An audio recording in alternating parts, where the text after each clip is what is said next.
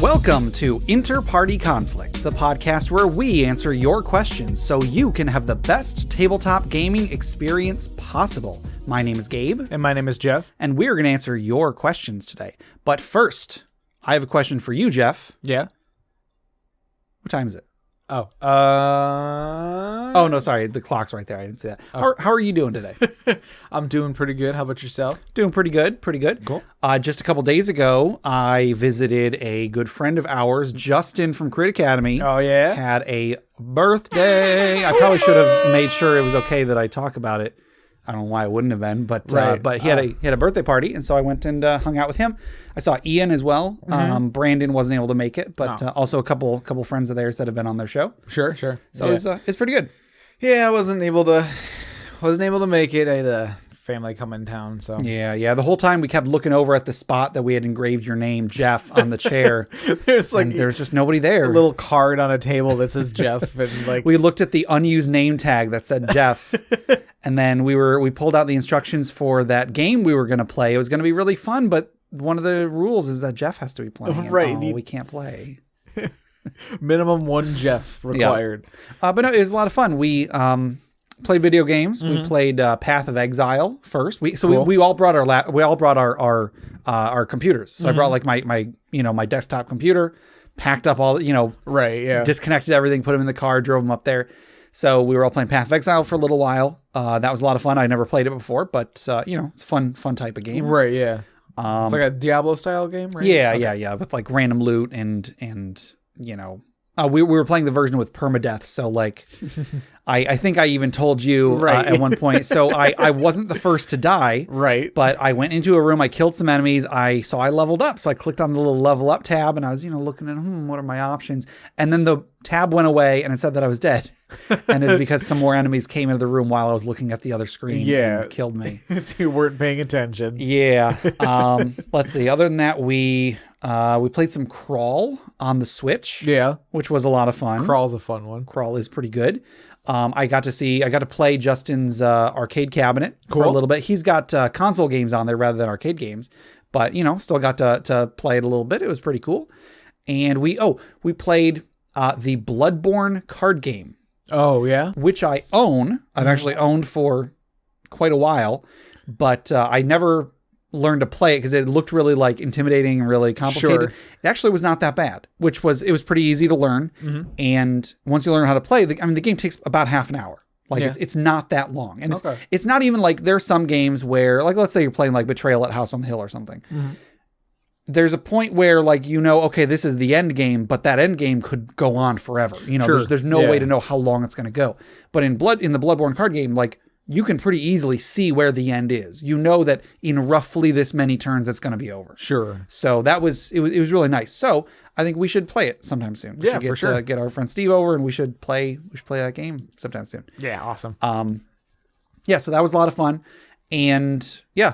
So, Justin, if you're listening to this, happy birthday. By this point, by the time you hear this, it will be very long after the fact. Right, yeah. But happy birthday. Hope you had a great time. Happy very belated birthday. Yes, absolutely.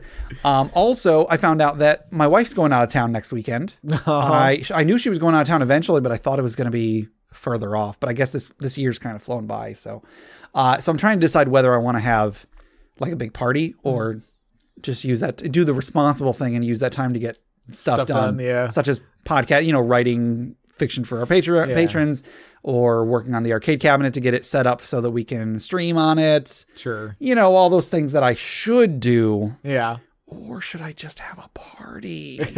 I don't know. I'll probably just get stuff done. But yeah, I mean, maybe try to get stuff done, and then if there's some time left over, we can get together and play that card game. There you go. That would be a lot of fun. Yeah. So recently I did some recording for FriendQuest. Oh, awesome. Yeah. So a friend of mine, it's a guy I know through Dave. Yeah. We play Warhammer together sometimes. Mm-hmm. We had sort of I'd mentioned that I was doing the podcast thing, and then I the reason why we got the microphones in the first place was to do gameplay videos, and he was like, oh yeah, that's fun. I've always wanted to do something like that. I'm like, do do you wanna? Do you want to? Exactly, yeah. He's like, yes. And I'm like, okay, cool. So we're like talking over details and stuff like that. And I was like, what kind of microphone do you have? You know what? I could probably borrow one from Gabe because I can just borrow the one I'm using right now. Yeah. I was like, I'd probably just do that. But he was like, no, I got a pretty good mic. And I'm like, oh, okay, cool. He's like he sent me a picture of it. I'm like, it's a condenser microphone. Cool, yeah. It's a different brand. His is like bright blue or something. I don't know. Sure. But like, if it was bright green, were you gonna beat him up and take it? Probably, yeah. But yeah. But no, he had the same. It was an XLR cable, so I could have just hooked it right up to my thing. So cool. And like, we tried to do. Well, I'll tell everybody right now. We're playing Hollow Knight. Oh, good game. Because I have not played Hollow Knight. Yeah. He owned it, so he was like, "All right, we'll play it," and like I'll play it, and he can make fun of me as I try to play it. Mm-hmm. And like and so far I'm enjoying the game so far. Yeah. I've heard the beginning is a lot better than it doesn't. I don't know, like. Steve has described it to me as like the end isn't as like gripping as the beginning is. Okay, or something like I that. haven't beaten it. I've gotten pretty far, and my complaint is that like it's hard to know where to go, and getting fast travel is very difficult, or at least it's a lot more cumbersome than you'd hope for. Mm. So I eventually stopped playing just because like I didn't know where I was supposed to go, and the place I was at. Anytime I left, it was a huge pain getting back to. Sure. So, but I mean, in any case, we're playing that. We've recorded quite a bit of that. We're actually going to record some more this week, and hopefully I will actually do some editing and get it up for everybody to see. Well, that'd be really cool. Yeah.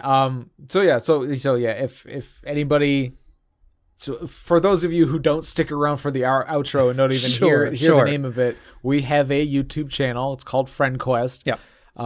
It's not the easiest thing to find because with only 15 subscribers, you can't get like a unique URL. Right. So, but if you filter channels on YouTube and look up FriendQuest, there should be only like 2 channels named FriendQuest, one of which is an actual play podcast.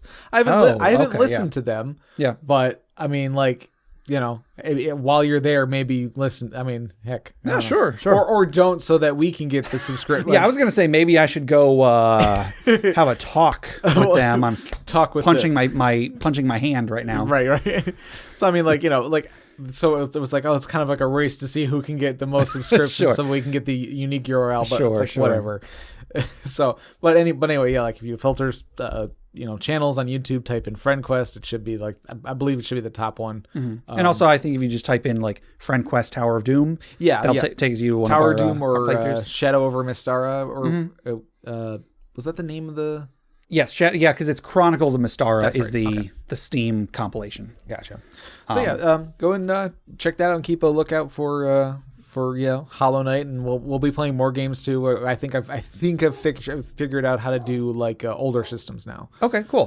Because I had a little trouble with that, and then Gabe and I will be doing the arcade stream in there at some point. Yeah, I'm gonna try to get all the logistics for that sorted out pretty soon, so I can give like a definite. It's gonna be on this day and this time. Right. I've been saying probably Labor Day, but just I want to be absolutely sure that everything will be good to go by then. Yeah, because when it comes to like recording and like capture and stuff like that, like every time I go to do something like that, there's always a hiccup or like I'm missing a chord or something ridiculous. Yeah, so. I will most likely do a test recording or two between now and then. So keep an eye out. I might post about it on the Patreon or like the Facebook group. Mm-hmm. Just anybody who's on, I want them to go and check and see how does this look. Cool. That sort of thing. Yeah. So yeah, I'm really excited about that. I think that will be a lot of fun. Yeah. All right, so Jeff, you want to go ahead and get into the episode? Sure. Okay. I want you to imagine that you are standing in a wizard's tower. Okay. And you have been tasked with finding an ancient artifact that is supposed to be really powerful. And this wizard has a teleportation circle that will supposedly be able to teleport you directly into the place where it is located. There's an evil dragon that has it. It's in its hoard. You're supposed to teleport there and you can get it. Gotcha. However, I'll say you made a insight check and you're able to figure out, well, maybe it's not quite as reliable as this guy says it is. So, throwing caution to the wind, I'll say that you decide to go ahead and step on this teleportation circle. So... Uh-oh. I'm going to roll this dice, see what happens. Ooh, Goodness. That's not a good roll. So that's on par. So for my rolls. You step into this teleportation circle, and there's these bright lights that like glow up all around you. You're blinded by all these lights. You're flying through time and space, and then the lights all go away, and now it's dark. Oh, it's very dark. You try to move around and touch things, and you realize that you're in a very confined space. Uh-oh. After a little while, you realize what situation you're in. Do you want the good news first or the bad news? I'll give you the bad news first. Okay. The bad news is you're trapped in a chest. Oh no. The good news is that chest is in the dragon's hoard. Oh no.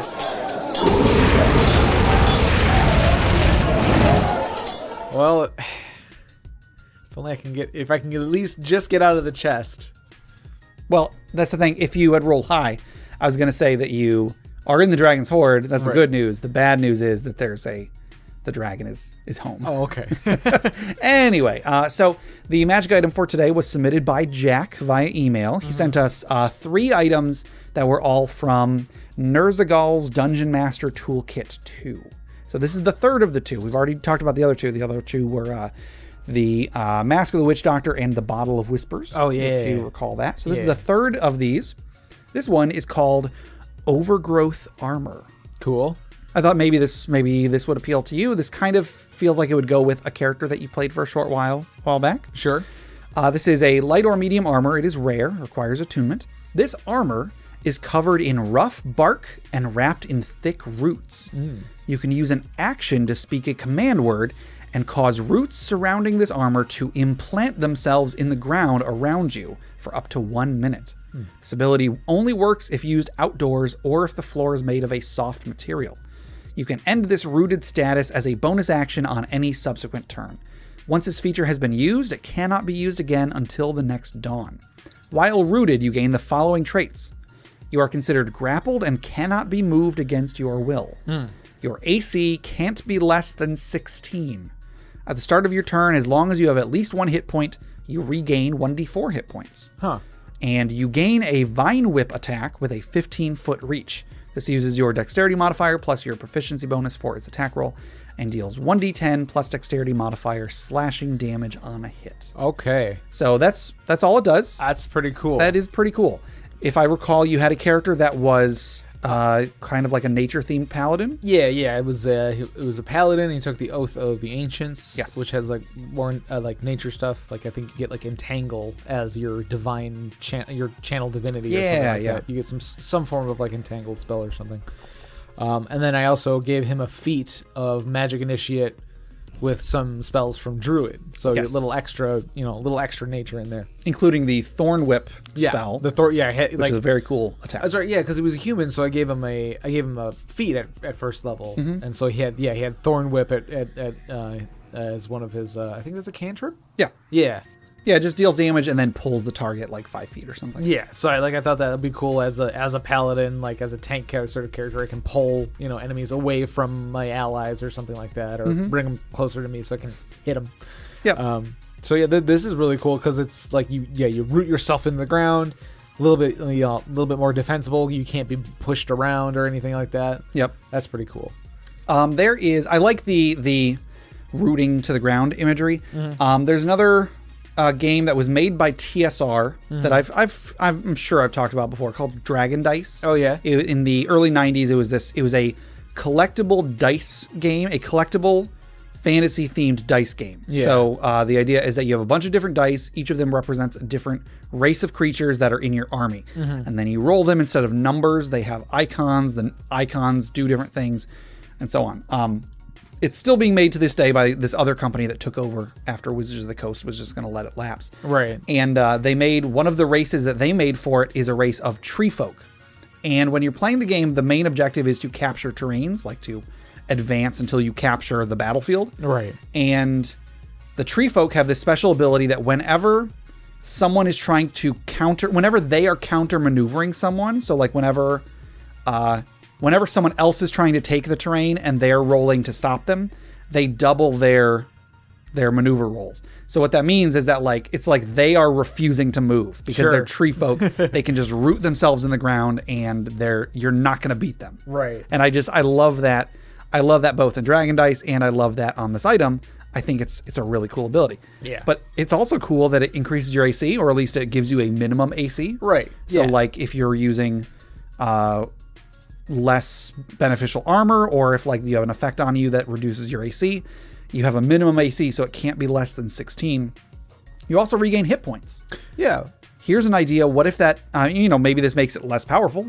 I would say it definitely does. But what if you have to be in sunlight or something to regain hit points? Or, if you're in sunlight, it gives you like a little bit of extra. There you go. You go. And yeah, I really like the Vine Whip. It would have been cool if it pulled them like the Thorn Whip spell. But still, it's really cool. It's a 15-foot, you whip them with a whip. Cool. With a vine, rather. Yeah. You turn into a tree person. Yep. It's you drank the milk in Troll 2. Oh my goodness. Drink your broth. I'll have to put a link to that in the show notes. So you're right. I like nature theme things, and this would have gone pretty well with that character for sure. Yeah. Now, I have said before I don't like nature theme classes. That's still true, but hey, an item that does something like that, sure. I can see a place for that. Yeah. That's pretty much all I got for this one. It's a pretty self-explanatory item. Right, yeah. Simple, but with some good flavor. Yeah. Yeah, I think it's really cool. And I like how I think a lot of Magic items that I've seen with this similar format doesn't have to be a specific armor. Like if this had to be hide armor, that would be one thing, or whatever. But it can be light or medium armor. And so, it can be whatever. Yeah, I feel like if you're making a magic item, like I like if you give the DM option to put it in different forms. Yeah. If you're designing a specific artifact or something like that, something that's really powerful or very specific to a story or something like that, you make it like, oh yeah, this is a hat. This is definitely a dagger. Sure. But if it was like something like this, where it's just medium armor, light or medium armor, it says. So that could be scale mail. That could be hide armor. Scale mail I think is heavy, but is it? Oh, yeah. But it could be leather, could be hide armor, could be like chainmail. Chainmail. I think you're right. Yeah, I think I remember there being a couple things in 5th edition that changed. I feel like hide was light at some point, or maybe it wasn't. I don't know. I don't know. Anyway, it doesn't matter. It doesn't really matter. But I think this is pretty cool. So the overgrowth armor I think is a pretty good item. Yep. Pretty cool. I would love to put that in a game and see what I would like to give that to the enemy, and then the players can take it if they beat them. That's an interesting thing to come. Yeah, like to see the effect of. Yeah, and you'd be like, "What the heck is going?" Like seeing some guy like root himself into the ground, and then like he becomes harder to like he starts healing hit points. I've always liked the idea of an enemy that is like just blocking an entrance, and they're immune to being moved. So you like have to either kill them, which is going to be very difficult, or convince them to let you pass. Back in 3rd edition, there was a like third-party armor that was called like the Dwarven Turtle armor. Yeah. That made you count as a size category bigger for purposes of like spacing in combat. Right. And I imagine giving that to like a dwarf who were naturally resistant to being moved. Put him just in a doorway, and then just give him a crap ton of hit points, and then the players would spend the entire combat they couldn't kill him, so they would just have to just push him out of the way, but they couldn't because he's large sized, right? And he has this bonus to resisting all that stuff. So like they would have to convince him like please let us pass. Could you just move? It's reminding me a lot of Dark Souls 2. There's the guys with the door shields. There's like two of them the Reeve and Orma shields. Yeah, there's two of them standing side by side in like a narrow corridor, and you have to like you walk up to them and they don't immediately attack you. So you think it's just there's a big double door in front of you. Yeah. And then you realize that, oh, those are shields and these guys are about to kill me. Yeah, they're about to smash the shields right into you. Yeah. Oh, it's a great game. Anyway, so that was the Overgrowth Armor. So that'll do it for the Dragon's Horde today. If anybody wanted to submit magic items for the Dragon's Horde, or questions for us to discuss, or stories for the Funeral Pyre, how would they get those to us? They could send us an email at interpartyconflict@gmail.com. Yes. Now, before we get into the episode, we have a giveaway to give away. Oh, yeah. So, Jeff, who is our winner today? Our winner today is Peyton K. Winner. Gobble, gobble, gobble. Yes, Peyton K. And I just want to mention, I just have to get this out there. Peyton K sent us an email with Chapel on the Cliffs in the subject line. And his email says, I hate you, please give me stuff. But by our own rules, right, means he goes on the list. Right. We got to give him stuff. So dang you, Peyton. Darn you, Peyton. I'm shaking my fist at the computer screen right now. Yeah. So as I kind of alluded to just now, if anybody wanted to submit this drawing, how would they do so? They can send us an email at interpartyconflict@gmail.com with Chapel on the Cliffs in the subject line and anything you want in the actual anything text. You want. Although I ask you, be nice. Be nice. No, I'm sure he was joking. Yeah. And then Peyton, if you have not gotten this within the next 24 hours, let us know. Be sure to check your spam folder.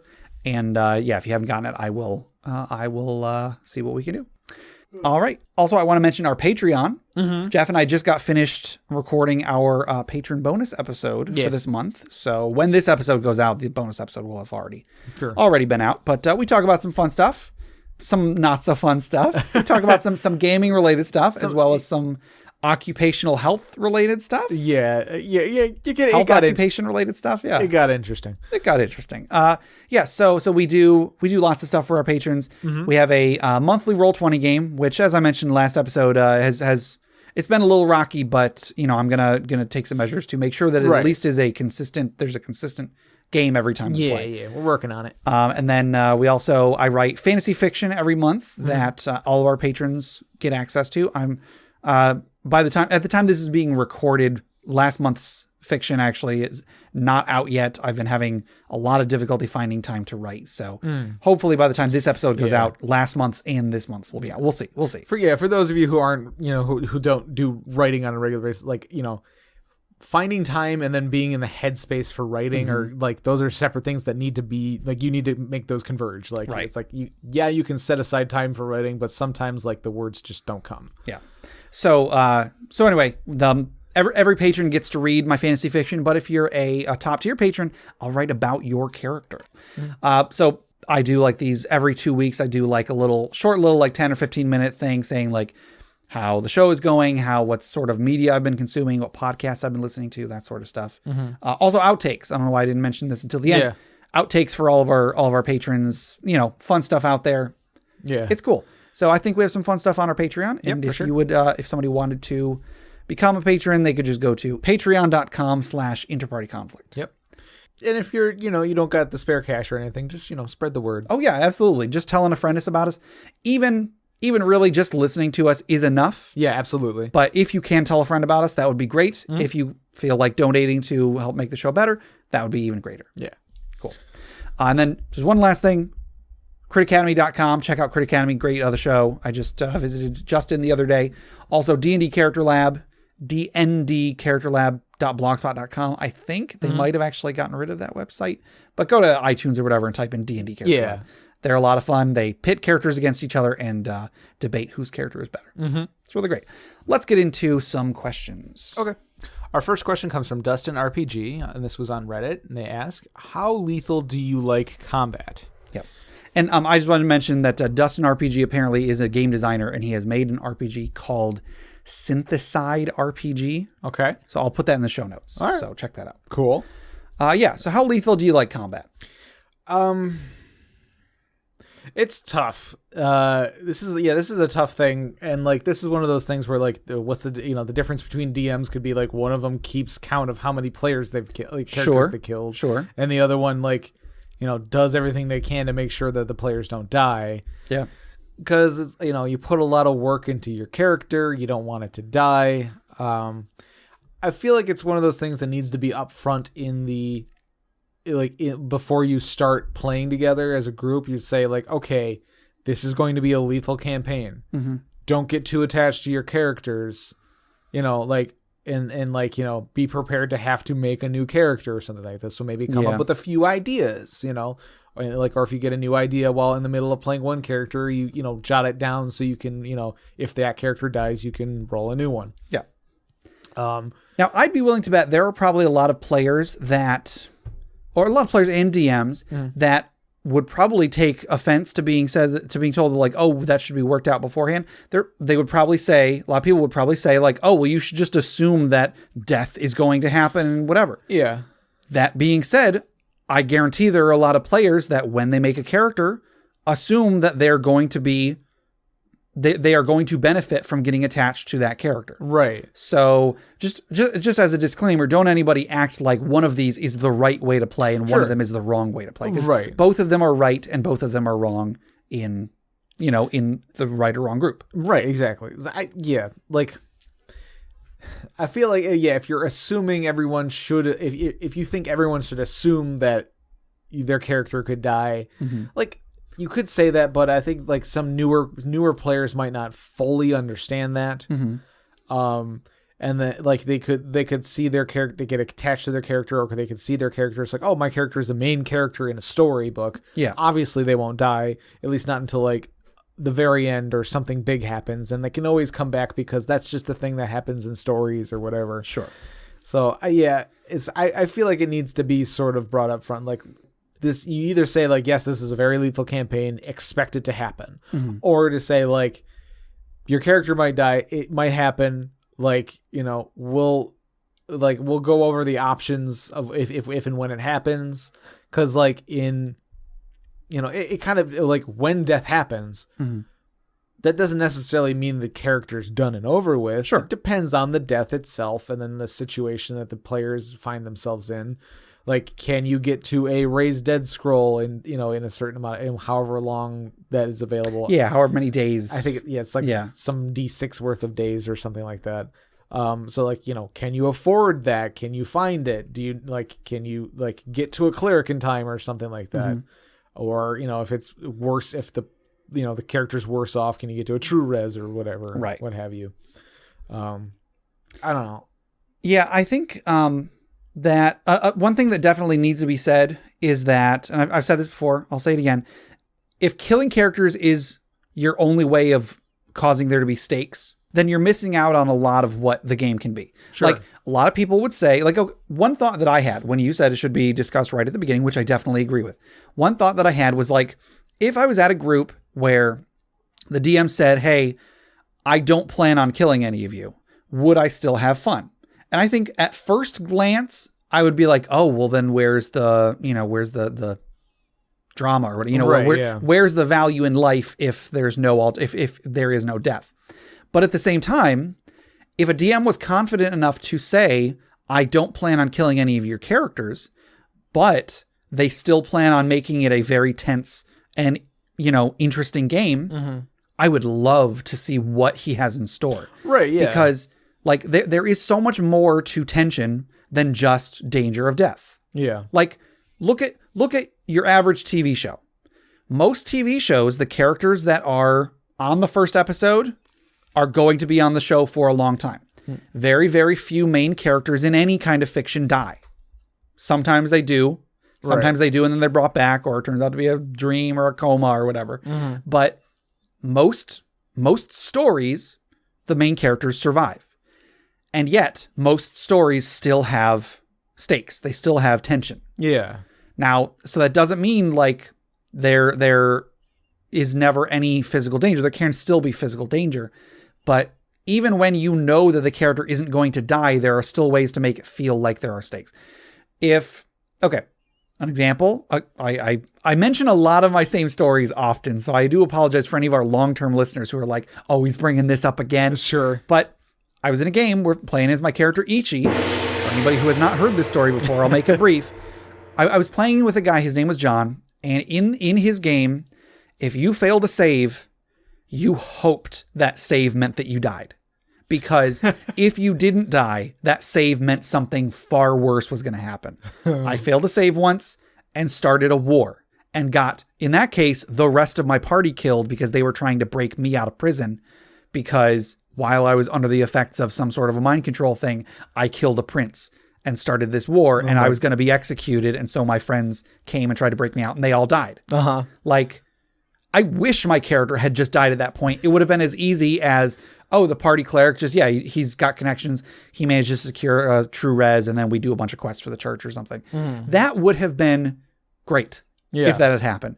But because that DM knew that there is more to stakes than death, he was like, okay, you fail to save, something bad is going to happen. It's not going to be death. Let's have it be this other thing that you want to happen less than death. Yeah. So it's an easy crutch for DMs to rely on character death as a way to make their game more tense. If there is a fear of death, that often leads to a tense game, and death is an easy thing to deal out. It's easy to deal damage to a character. Right. It's easy to cast a, finger of death or something on a character. It's harder to set up a game where the characters care about NPCs, where the characters care about what happens to their home, their hometown. That's harder to set up. So in a game with less lethal combat, the DM has to do that, or the game won't feel like it has as many stakes. Right. I see, like, if combat leans more on the lethal side, or if it's like, if your combats are more consistently like lethal, I feel like having a character die like brings the fun to a screeching halt sometimes. It very much can. Like, or just like, even if a person goes down to 0 and not necessarily dead, like that's just like, oh geez, like, like it can make for some nice, like, fun, tense moments or something like that. Like, in one of the campaigns I'm in right now, although I wasn't there for the first session, but one character like had gone down in the first session, eventually got revived, and then I think like 2 sessions since then, like he's gone down like a couple times. And so like he's like, well, there goes me again, just always finding himself in terrible situations, and that's fun. But like I always worry, like, okay, if a character dies, then that's the end of that character, or the DM has to come up with something to bring that character back. At that point, then it kind of feels like, okay, then what are the stakes? So I don't know. I guess if you're going to do lethal, you got to do it. Yeah. And then if you're not going to do lethal, then you have to find other ways to bring in the tension. Sure. Because if you make your combat lethal, but then take away the consequence by making it easy for the characters to come back. That's a good point. Yeah. Yeah. That can, I feel like that makes it like, that takes away the tension of dying. And if that's the only thing you're doing to make the game tense, then that's not going to work. So sure. Either make death a thing, or find something else that is the thing that's going to make it, exciting, I guess. I don't know. Yeah, no, I 100% agree.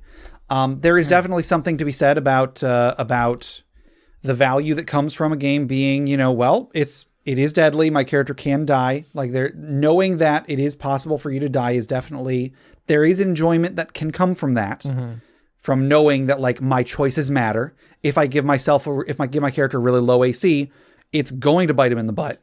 Yeah. Assuming they roll high enough. There's no called shots. Come on. Right. There is enjoyment that comes from choices mattering. That being said, like you were saying, when a person dies, oftentimes it is not fun, especially for that person. Yeah. Let's say you die first round of a session. What do? You are still a person sitting at that table. Yeah. You took time out of your day to found a babysitter to watch your kid while you drove an hour and a half and bought pizza to go sit down at a table to play a game, and you die. Right. So as much enjoyment as you can get from sitting there and being like, yeah, I gave my character a weakness and it really screwed me over. As much enjoyment as can come from that. I know it sounds like I'm joking, but I do appreciate having a game that is consistent in that manner. That being said, at the end of the day, that player doesn't get to engage in the game, even if it's just for half the session before, I don't know, the DM hands them an NPC and says, here, play this NPC. Right. That means that there is still a big chunk of that game where that player doesn't get to play. And also, when they do get to play, probably are not playing what they wanted to play. Right. You know? Yeah. And like, especially, sorry to interrupt, but especially if there's like, your group has like some weird rule about, if your character dies, you come back like 2 levels lower than everybody else. That's rough. Yeah. It's like, you come back, but like, wasn't it like Raised Dead did bring you back? It made you lose a level, yeah. Yeah, that's rough. It's like, like put that on top of the person, like the spellcaster who makes magical items. Man, Jeff, you're throwing me down memory lane. Yeah, 3.5 where you had to spend experience to create a magic item, so you had to spend experience, and then you die and get brought back a level lower. Yeah, and it's like, well, everyone is way better than me at everything. Right. So it's like, goody. Yeah. I'm going to be so helpful. Right. So, I mean, this is kind of a roundabout way to answer the question, but like, we're trying to impress upon you that liking combat to be one lethality and liking combat to be another is not just it's not a simple like, we're more lethal, we're less lethal. Like you have to do things to compensate for whichever one you choose. If you like to run more lethal combats, you do have to make sure that you have to make the game still fun for players whose characters have died. If they have to make a new character, you do have to deal with the fact that they're probably not going to get very attached to their characters. You're probably not going to get as deep of a role-playing experience because, people are dying left and right. But also if there is no lethal combat, like if nobody dies, then you do have to come up with a way to increase the stakes. There might, I'll say I like less lethal combat. There have been some times where I've had, characters die, and it has proved to be a very good thing in the long run. But in general, I like not having to think about my character dying. Now, that doesn't mean that I don't want my character to ever be in danger. I do enjoy, to an extent, the thought that my character could die. But I'm not even thinking about character death. I'm just thinking, I want to play as this character. This character is a lot of fun. Yeah. Let's play through this story and see where the plot is going. So, it's hard to really find like one setting that's going to fit for everybody. So this is a much more complicated question than it seems like it's going to be. Sure. But, in general, I like less lethal combat. I tend to run less lethal combat too. Right. However, there are definitely circumstances where I might try to impress upon the players like this next thing is going to be really deadly. Be careful. Right. Whatever. Yeah. I still like my idea to make everybody a Time Lord. Yeah. And so when you die, if you were to die, you come back as a new character, but you're still in the same clothing and equipment. Sure. Like you come back like a round or two later as a different character, different stats, different race, different stats, different gender, what have you. But you're still in the equipment that the previous character had. Sure. And then you have to deal with that in the moment. So like there's consequences because like one, you lost that first character, and then second, the new character is in stuff they might not be proficient in. Oh, good point. So like they're taking disadvantage, or they're not adding their proficiency or something like that. So they're going to be they're not going to be doing their best. So it's like it's a penalty without losing a level. Basically. Yeah. There's also, it should be noted that some people want to play D&D literally as just a game. Back in the 3.5 days, there was a point, I've mentioned this before, where I ran the Tomb of Horrors for you and Steve. And when I ran it, we were kind of in a bit of a D&D slump because, I don't know, I think we had tried to start a few campaigns and then not gotten very far. And in the end, I think the way that Steve put it was that, like, he's getting too bogged down in, like, I need to make an interesting character with a backstory, and he's getting too bogged down in all of like the baggage that comes from like being really invested in a character. Yeah. And so when I came up with the idea of running the Tomb of Horrors, I ran the Tomb of Horrors with you guys at 3rd level, so way lower level than you were supposed to be, quote unquote supposed to be for the Tomb of Horrors. And whenever you died, basically there was very little story. When you died, you would immediately start over at the beginning with all metagame knowledge you had gained. You could make a new character and play that other character from that point on. You could make a new character anytime you want, anytime you started a new run. And Steve loved it because he was like, it feels like a game again. Yeah. Sometimes you want the game to be very like involved and very deep and very serious. Sometimes you just want to roll some dice and kill things. Right, yeah. And so they're two completely different scenarios, and both one I think deserves a different answer to this question. Mm-hmm. Yeah, we were playing it kind of like a roguelike. Pretty much, yeah, roguelike, except the dungeon was the same. Right, yeah. And I even had damage to, there were very few monsters, but I had damage to monsters carry over. Sure. Just because otherwise you'd never kill any of the monsters that were in there. I think I had like a, what was it, a halfling paladin monk maybe? It was probably one of them, So he had monk saves, and then paladin got a bonus to saves. And then halflings got bonuses to saves. I was just making a character that had really good saves so he could go through traps and stuff. Sure. So my short answer again is, in general, I like less lethal. I also like to run less lethal. However, it'll take me a while before I will turn down a more lethal game. Sure. Our next question comes from Ribble on Reddit. Ribble on Reddit. Anyway. Good job, John. I want to run a campaign where the players are all from different worlds and settings. What is the best plot device for bringing them together? Yeah. So imagine that you're going to be making an adventuring group, not necessarily in D&D, but let's just for this, I don't know. Let's just say it's in just generic RPG trademark. Sure. And you want to run a campaign where one of the characters is from like a steampunk world.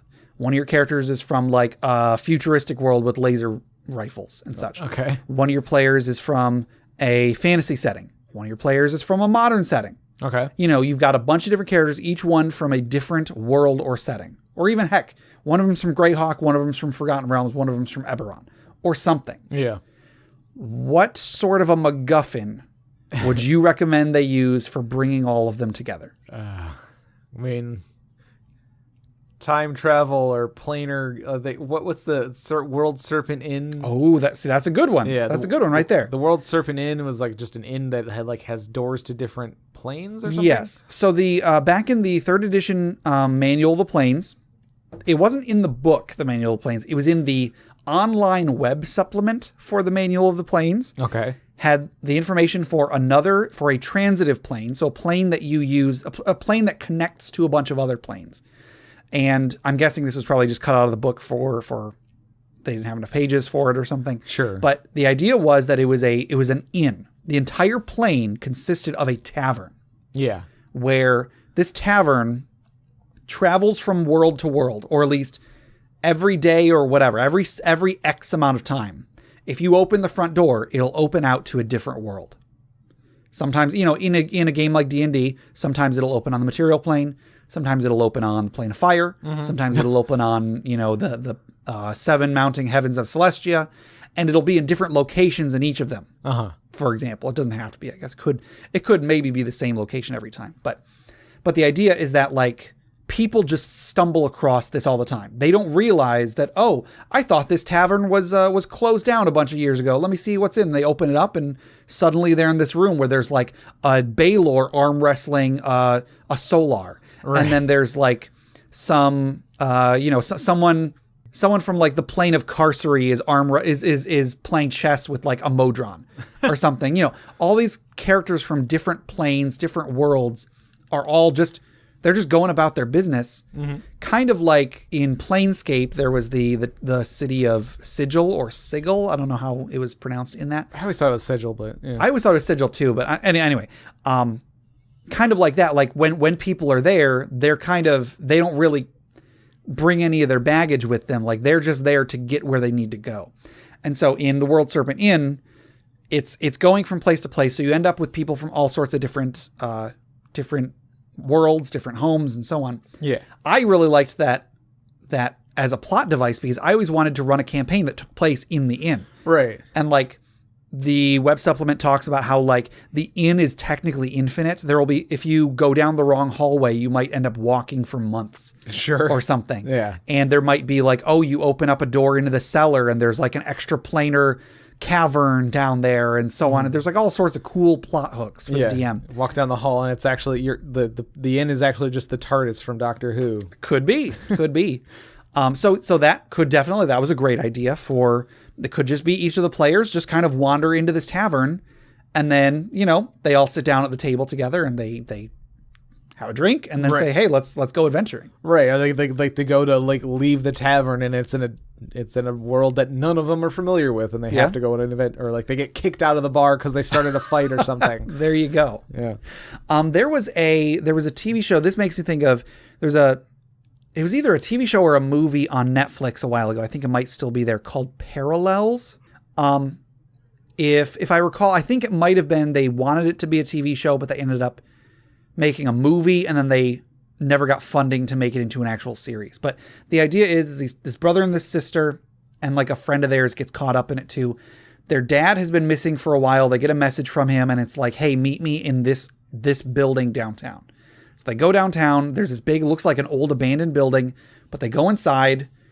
There's all this like graffiti everywhere. Suddenly like the building shakes.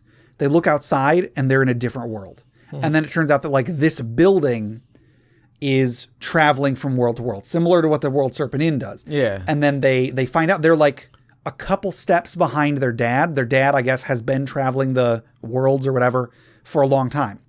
And so they're like, they go to like a world that is like all post-apocalyptic and like everybody is living in like huts made out of garbage and so on.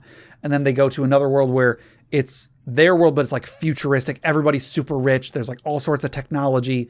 One of the characters like gets some, I don't know. He finds out that one of the characters finds out that he's like a billionaire in this world. And anyway, so they keep like going back to this because they go back to this building because every so often the building is going to go whether they're on it or not. So they have to make it back there and make sure that they're on it when it leaves so that they can try and catch up with their dad or so on, which is also similar to the show Sliders. Yeah. I don't know how much it was inspired by that, but similarly, you could use a device where one of the characters makes a magic item that teleports him to random worlds. And then when he does, something goes wrong and now suddenly he can't get back to his own world. So he has to go from world to world to world in the hopes of randomly getting back home. Right. And on the way, he meets up with a bunch of other adventurers, again, from different settings. Yeah. When Jay ran his Eberron campaign, I had an idea for a story to write. I never wrote it, but I had an idea for something that would happen to our characters after the fact. Uh-huh. The idea being that someone that lived in the world where our characters fought off the big bad or whatever, was unhappy with us, like didn't know all the details, but like hated us and managed to stumble upon like some incredible power. I think I was going to have it be a living wish spell because in Eberron there's like living spells. Oh yeah, the living spells. Yeah. So I was going to have a character stumble upon this infinite power and then use it to wish for our characters to be gone. And then it wouldn't actually just kill our characters, but it would pluck our characters out of the world and drop us off in like a demiplane. Similarly, you could say that a character had like a wish and they were like, I want to get a group of the best people in the multiverse or whatever, right. Or like all the people that are destined for the greatest things. And I want to bring them together. And then its power reaches across the planes or the worlds or settings or whatever, and then pulls those characters together. Yeah. One more very similar thing. Have you read the webcomic Earthworld? No, but I know. Yeah, no, I think I know what you're talking about. I haven't read it in a long time, but it is a very, very, very good story. When it first started, it was being posted on the Order of the Stick website, Giant in the Playground. Yeah. And then it eventually went to its own site. But in that, the premise of the story, at least the first couple seasons, I don't know where it's gone since then, but the premise is the main character is the normal dude living in the real world. He loves tactical wargaming. He's going to be running this game for his friends that is going to be this very, very difficult tactical game. They're going to have to use every tactic they can think of. It's going to be very difficult, so on, so on, so on. And then at some point, I don't know if this is 100% explicit, but at some point, the characters in his world summon him into their world because they're in the middle of this losing battle. They're gonna die in this war that's on its way to destroy them. They have all this money. They're like, okay, we have enough magic to summon the perfect warlord. So they cast a spell, and then because they have very, very specific wording, they want the perfect warlord. They want someone who fights battles for fun. They want someone who eats griffins for breakfast. And then in the previous scene, they showed the main character eating these like little peeps, these like marshmallow peeps that look like the griffins in the game. Uh-huh. And so they say all these things that like specifically call for him from the real world. And so they summon in an actual real world person into this game world. And so the first story arc is him like being like, what the crap is this? How am I in this game? How do the rules of this game work? And then he has to use the rules of the game in order to win what he had himself considered an unwinnable situation. Uh-huh. Like when it comes down to the big final confrontation, he reveals that in the game he was writing, he did not have a solution. He wanted the players to have to think of something he hadn't thought of in order to win. So then he has to do something similar in order to win the war that these guys are in. Anyway, but in that game, again, it is people in one world casting a very powerful magic spell with very specific wording to summon someone from a different world. Mm-hmm. So you could very easily use that as a similar device to bring characters together for this. Yeah. Something a little less complicated because I know this question specifically says like different like settings and stuff. Mm-hmm.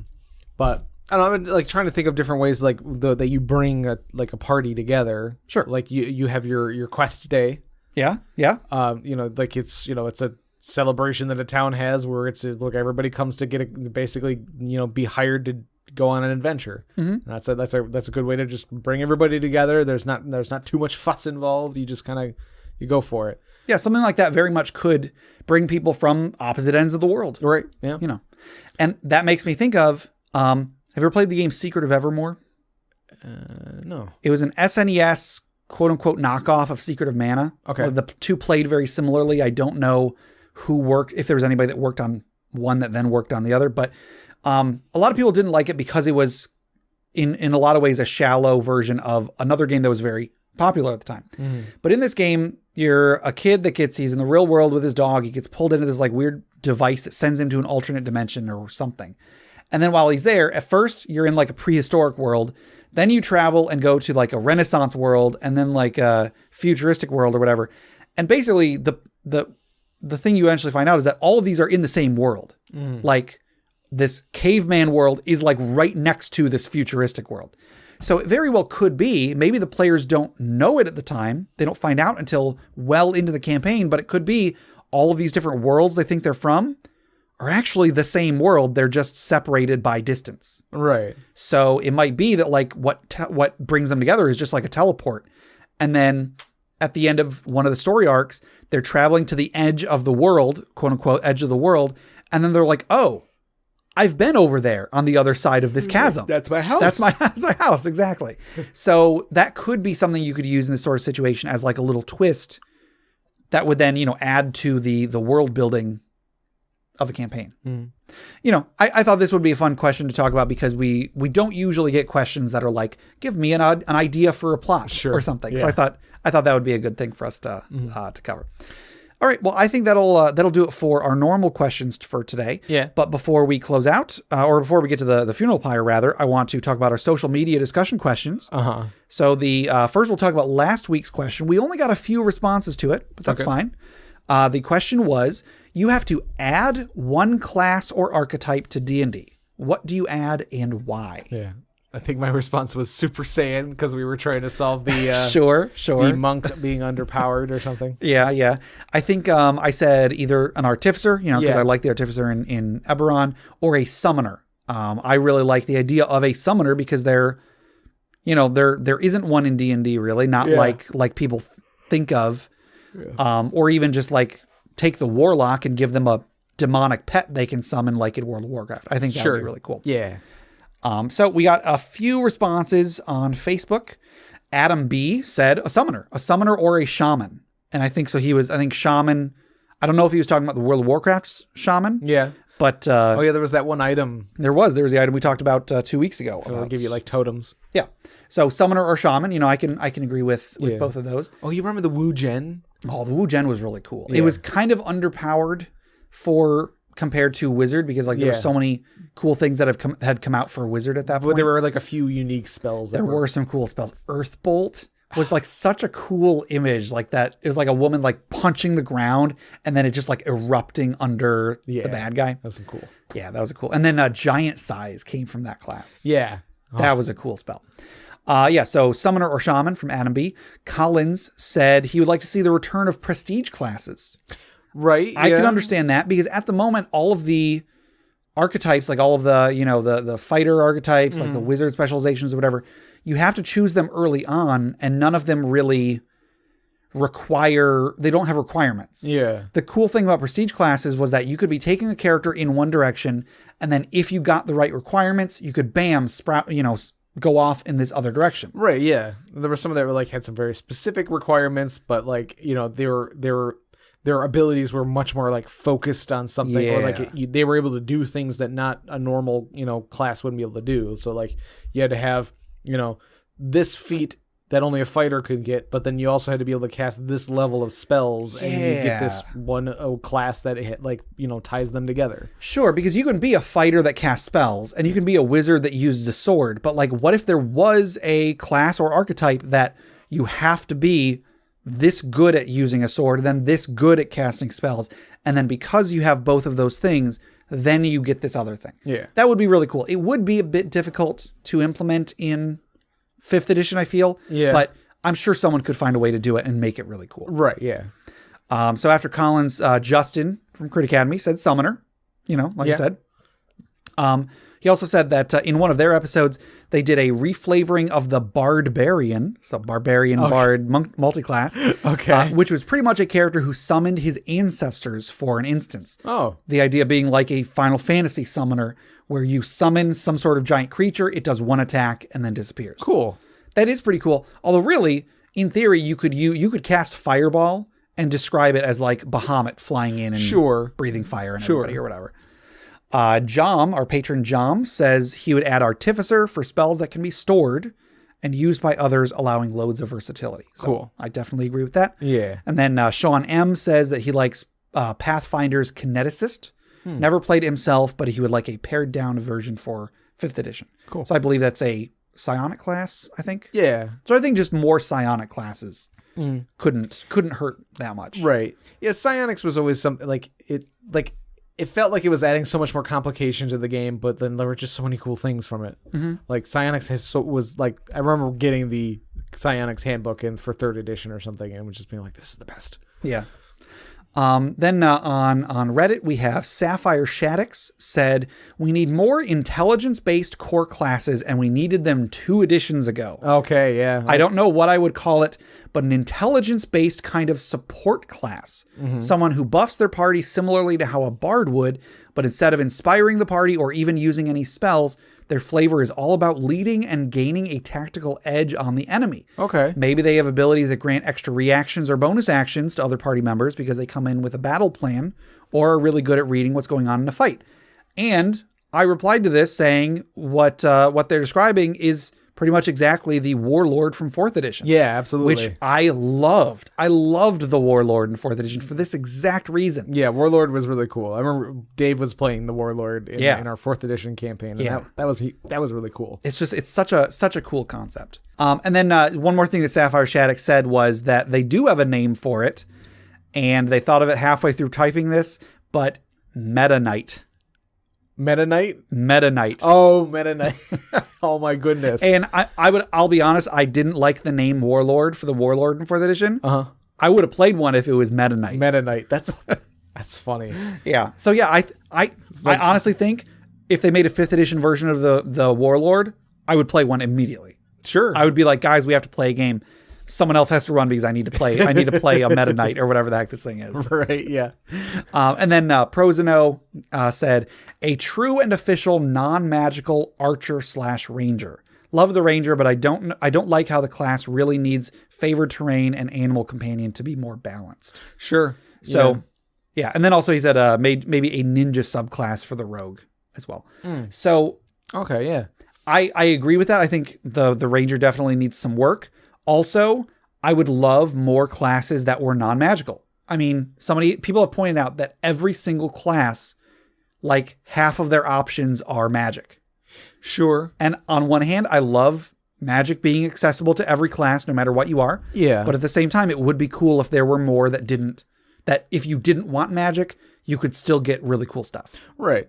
I mean, like, yeah, fighter and rogue aren't inherently magic, but both of them have magical like options. Yeah. And then like barbarian, most of the options for the barbarian end up being mystical in some way or another. Sure. Yeah. Like the totem stuff, or like I think one of the more recent ones in like Xanathar's has some like you like communicate with your ancestors or something. Yeah. I think there's one like it's like barbarian of like storms or something. Maybe you get some lightning abilities too. I can't quite remember. But yeah, you're right. Yeah. So just more classes that are non-magical, I think couldn't hurt. Or or make the current non-magical ones a little bit more, I don't know, like give them more non-magical options, I guess. Yeah. I mean, monk's got like it has like the key and everything like that. And I mean, I guess you can say that's, I don't know. A lot of your key abilities function like magic anyway, especially with like the way of the 4 elements or whatever. Like you're basically just casting spells at that point. Mm-hmm.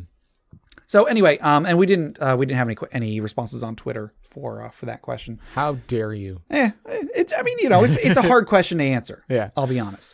So what's the question for? Well, Jeff, would you like to read the next question? This week's social media discussion question? This week's social media question is: how much war could a Warforged forge if a Warforged could forge war? 7. I will not confirm that is the answer. Okay. I will wait and see everybody else's responses. Yeah. So answer that question however you wish. Yes. If you can back it up with any sort of evidence, we would appreciate that. Yes. Please. So have some fun with it. Yeah. Show your work. Yes. All right. So that'll do it for questions for today. So we're going to take a deep breath. I already started to take a breath before I said that. Let's sit back. Let's toss another log onto the funeral pyre.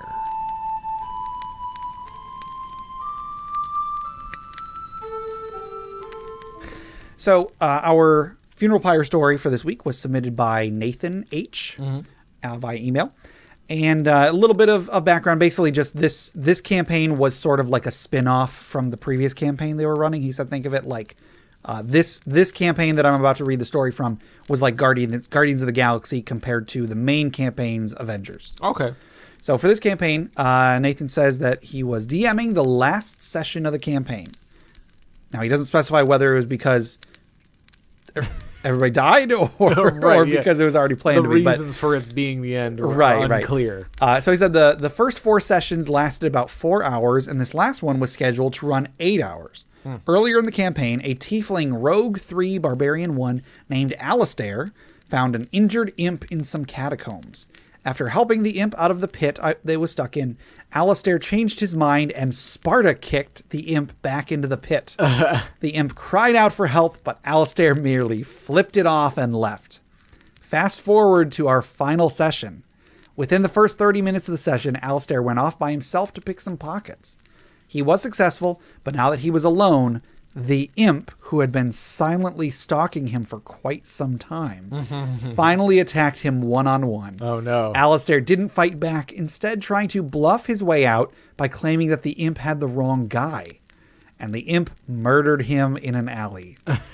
This was the player's first D&D campaign. Luckily, he was a good sport, and I let him play Alistair's criminal contact for the next 7 hours, so he wasn't just sitting around with nothing to do. Sure. Oh, hey. There you go. That's a good way to do that. Right.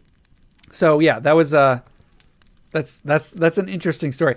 And hey, good on him for at least trying something other than combat instead of just like, oh fine, I'll attack the imp. He tried to bluff the imp. It's like, no, you got the wrong guy. Right. So I'm sure he did some things wrong, but I think that's a really really nice little confluence of experiences. Yeah, that's totally not my boot print on your chest. Right. All right. So that was once again submitted by Nathan. So let's raise a glass in memory of Alistair, the rogue barbarian who tonight will dine in heck. Clink. All right. Well, that'll do it for today. To submit questions for us to discuss, items for the Dragon's Hoard, or stories for the funeral pyre, please email us at interpartyconflict@gmail.com. For show notes, links to media mentioned on the show, and running lists of questions and magic items, go to interpartyconflict.com. Join the discussion on social media. Find us on Facebook, facebook.com/interpartyconflict, or our subreddit at reddit.com/r/interpartyconflict, or on Twitter at InPartyConflict for our weekly social media questions. Your answers might end up on the show. Find us on iTunes, Google Play Music, Stitcher, YouTube, anywhere you download podcasts. Please rate, review, subscribe, or just tell a friend. If you'd like to support the show, check out the rewards at patreon.com/interpartyconflict. There's a few different tiers, so anything you can spare, even $1 a month, would go towards making the show better, and you'll get bonus content for it. Jeff, tell us about FriendQuest. FriendQuest is a YouTube channel where we play video games, and my friend Griff is going to be joining us on the show, so look forward to that. We're playing Hollow Knight. Cool. And if you'd like to submit some of your childhood memories of going to the arcade, either write them to us in an email or record it yourself and send it to me at arcadememoriespodcast@gmail.com. Also, head over to bit.ly/interpartyconflict to take a short survey about our show. What you like, what you don't like, etc. And just for taking it, you'll get 2 free printable board games courtesy of Mary and Tom over at hollandspiel.com. And our music is made by Boxcat Games from Nameless the Hacker's RPG. So, Jeff, until next time... This is Cake Town.